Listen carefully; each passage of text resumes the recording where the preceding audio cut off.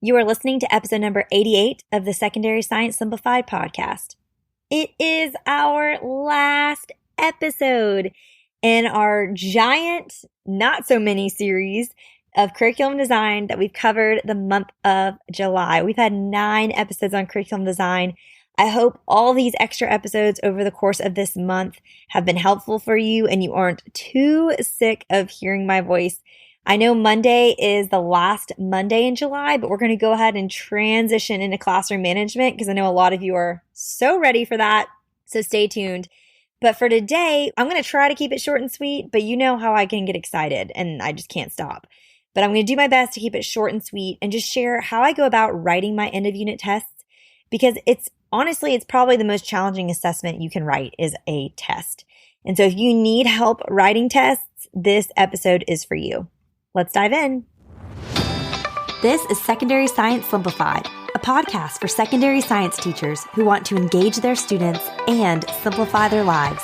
I'm Rebecca Joyner from It's Not Rocket Science. As a high school science teacher turned curriculum writer, I am passionate about helping other science teachers love their jobs, serve their students, and do it all in only 40 hours a week. Are you ready to rock the time you spend in your classroom and actually have a life outside of it? You are in the right place, teacher friend. Let's get to today's episode.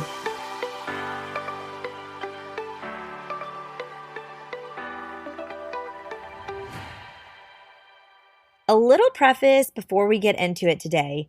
Writing tests is not for the faint of heart. Y'all, I took several courses on equitable test writing in my master's program. And so I don't want you to dive in expecting this to be like an easy peasy thing. This is not like writing a practice handout that can literally be anything. It takes a lot of skill and a lot of thought and intention to write a test question that is fair and that really, really assesses what students know and has no bias in it. So my first recommendation for you in terms of writing a test is I highly recommend taking an existing test that you have access to and starting with that. I mentioned this at the end of episode 87. Please, please, please don't start from scratch. Even if you're just using a textbook like end of chapter test that came with like the textbooks in your classroom, anything is better than nothing. There's no reason you need to be writing a test from scratch unless you're trying to sell curriculum online like I do. Like I have to write mine from scratch because I'm selling it. You do not. So start with something. It will make it so much easier for you. Now, a little bit of a general stats in terms of how I approach writing my tests and kind of the patterns I follow. So for older students, like my 10th, 11th, 12th grade students, I tend to format my tests with the tests and then a separate answer sheet that they will write on. I do this because it kind of follows the pattern more of what they will experience on a standardized test. I do this also because then I can keep the tests and reuse them in multiple class periods and only copy the answer sheets. And also with grading, it's a little bit easier too because you're only taking answer sheets home. So that's personally how I like to format for those older students. Also for my 10th, 11th, 12th graders, I format my tests about 40% multiple choice, 60% open response. And for a 50-minute class period, that's about 20 multiple choice questions, so they'd be 2 points each, and then about 15 open response questions. And I say about very loosely, or I guess not loosely, very strongly. This is an about because open response, you can't have 15 essay questions at all. If 10 of them are matching, then you could probably have another 10 that are not matching. Okay. So the open response, hold that loosely, but that's about what I'm shooting for when I'm writing a test for a 10th, 11th, or 12th grader. Now, for my 8th or 9th graders that I've taught before, I tend to lean towards doing all of it in one. So like they can write their answers on the sheet. This isn't my favorite, but this is how my physical science curriculum tests are structured. I taught physical science originally to 9th and 10th grade high school students. And then at a different school, I taught it to 8th grade students. So that's kind of where the structure for the physical science came from. It is different from my others. Biology, anatomy, and chemistry all have the separate answer sheet from the test. But physical science, I let them go ahead and write on it, those 8th and 9th graders. Also, I do 60% multiple choice and 40% open response. for these students. And so again, you can tweak this though, like you do what's best for you. But I found for that age level in a 50-minute class, that's about 30 multiple choice and then only like 5 to 10 open response. And again, hold that loosely because if you have a bunch of matching, you can obviously have more open response than not. Now, lower level classes, so on grade level, college prep, CP, that kind of thing, I do have a lot of matching and fill in the blank in my open response. I especially love doing like charts or tables, like a Venn diagram, and they have to fill in 3 similarities, 3 differences, that kind of thing. Whereas for my upper level courses, my open response questions are going to be much more open ended. Now, another tip too, practically, is for quantitative problems, I like to make them worth lots of points. Okay. A quantitative problem is typically for me going to be 4 to 5 points.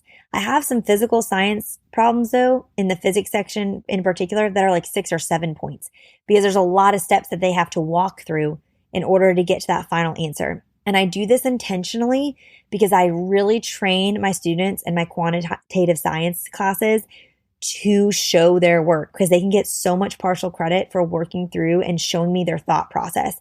I have had students get 6 out of 7 points, 4 out of 5 points for a question where they got the final answer wrong, but they did everything else right. Because oftentimes, especially with those lower level students, y'all, they do the whole thing right, but they just put it in their calculator wrong at the end.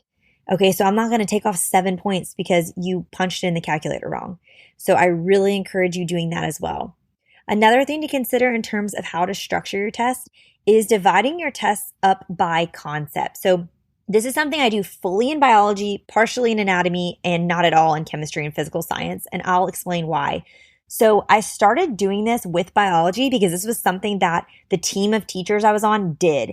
And I loved it so much. So essentially what you do is, we've already talked about in this series, Part 2 is when you're taking your unit, you're dividing it into concepts, and then each concept has practical objectives and key vocabulary.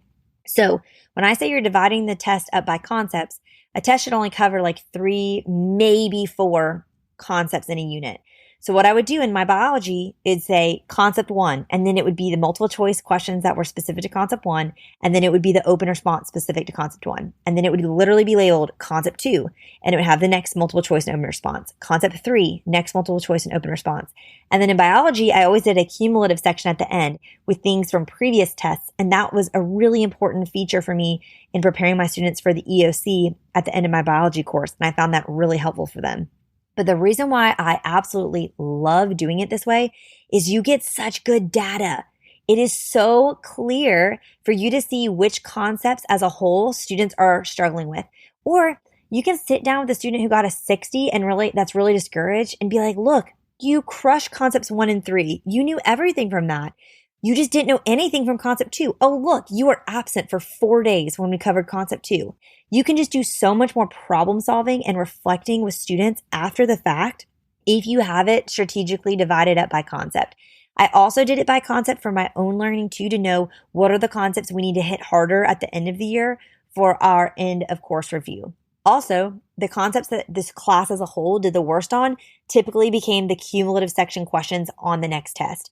It's just a really informative way to write a test and get data that really makes a lot of sense to you. The other reason I absolutely loved it is I had a year where I just had a really low level on grade level class, and I gave them 2 class periods for every single test. They got 2 50-minute class periods. So every other class I had was doing the same test in 1 50-minute period. This one section was getting double time.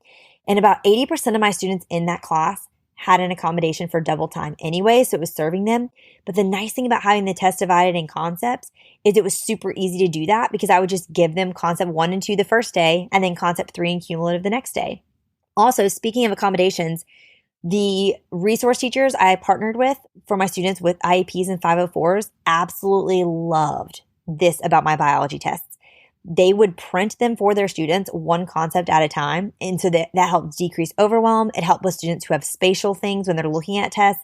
Like, it just was so much easier for them. And especially too, some of these resource teachers, they're seeing these students in small spurts. It was a lot easier for them to be like, let's review 1 concept at a time from the test over the next 3 days. It really worked so, so well. Honestly, it's my favorite way to write tests. Now, you might be thinking, Rebecca, why don't you do that for all your curriculum then? Well, here's the deal. I've done polls and I've done surveys of y'all, and the majority of people don't write tests this way. So most of y'all felt like this felt really foreign to you, and you were like, no, I just want it all mixed together. And so to serve you, I just kind of did it that way because I want to, again, serve the most people. I left biology as is just because it's so effective. And biology is an end of course exam in the majority of states. So I was like, I really want to push that you doing it this way. But for the others, I tried to make it more what you guys requested it be, which is where they're all mixed in together. Now, for anatomy, I kind of did it partially. So for anatomy, I did the multiple choice together. The 20 multiple choice are all kind of mixed in. But then for the open response, I did do those separately. Just again, to kind of help with seeing, what is going on with each of these different concepts. Like, did you struggle with the entire unit on transport, or did you just struggle with the cardiovascular system? It was a little bit easier to identify with anatomy. Physical science and chemistry, there isn't any division by concept, but I also felt like too with physical science and chemistry, they're quantitative sciences. There's a lot of practice problems. There's not as much like content and memorization. It's just a lot of skills. And so dividing it up, it just didn't happen as naturally. It didn't feel like as much of a necessity. So I left that as is. Oh, another thing I love though, if you do divide your test by concept, is I love it if you are in a school, especially that requires retests and some sort of remediation or like doing test questions for partial credit. It's great because like if you don't have time to retest kids on an entire test, you can just see which concept they did the poorest on and be like, you get a retest on this concept. And then it's almost just like they're doing a quiz. Like you're just making a little quiz for them on this one concept and they can redo that after school one day. So I really like doing that for retests too. The other practical note about writing tests, if you are writing them from scratch, personally, I always write the on grade level assessment first, and then I do the honors. And as I'm writing the on grade level assessment, if I'm thinking of questions that are more challenging, I just jot them down on a separate sheet of paper. Or if I'm like writing a question and I'm trying to make it the language really, really simple and clear, I might rewrite the question on that separate sheet of paper in more challenging language, or even change out one or two answer choices in the multiple choice to make it more challenging. And I keep track of that on the side. But I personally find it easier to write the on grade level first and then go on to my honors. Now, the last thing I want to encourage you with practically in terms of writing tests is reviewing your tests for bias. You have to do this, you guys. It's so important. I learned absolutely nothing in my undergraduate program about creating assessments. Not one thing. But luckily, like right after I graduated at night, my first 2 years teaching, got my master's of education in curriculum and instruction. And I had specific classes about assessment writing. And I learned so much about this.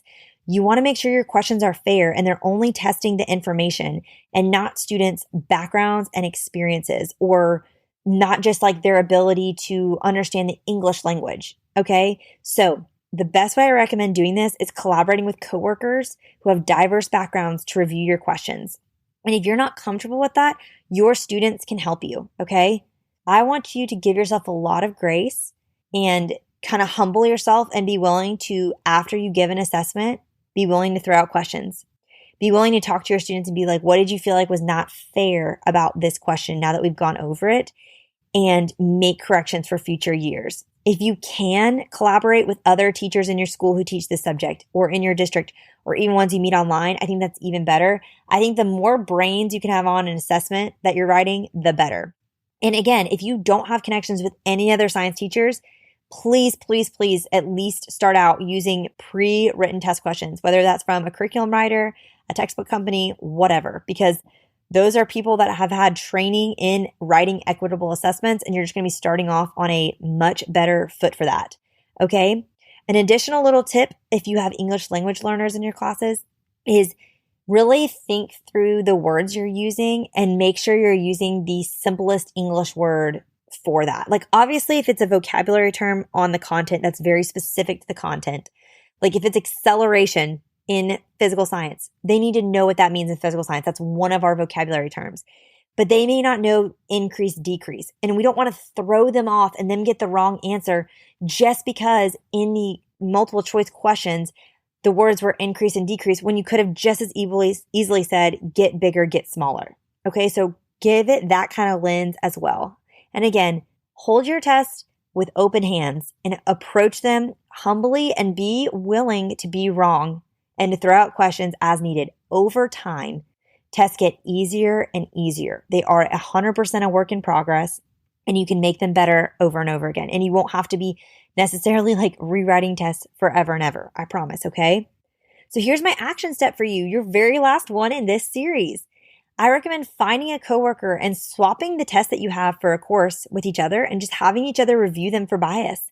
And y'all, it doesn't have to be a science person to do it. Honestly, that could be even better because they're not coming in with any background knowledge whatsoever, but they can just look at it with a clear lens and say, okay, does this feel like a fairly written question? And then you can do the same for them as well. And if you don't want to do every question, at the very least, do your multiple choice because that's where I find the most bias tends to creep in. All right. You guys, you did it. If you need anything, remember, you can head to the show notes at itsnorocketscienceclassroom.com/episode 88. You can review all these episodes we've already covered. You can go back and you can look at the transcripts if you don't want to re-listen to episodes. There are transcripts for all of these and just kind of go back and review what you've heard and apply it. And I hope this series serves you for years and years to come. And if not, if you're ready for something new, get excited because something new is coming next week as we transition to talking about classroom management. So I'll see you then. All right, teacher friends, that wraps up today's episode. If you're looking for an easy way to start simplifying your life as a secondary science teacher, head to itsnotrocketscienceclassroom.com/challenge to grab your classroom reset challenge. And guess what? It's totally free. Thanks so much for tuning in, and I'll see you here next week. Until then, I'll be rooting for you, teacher friend.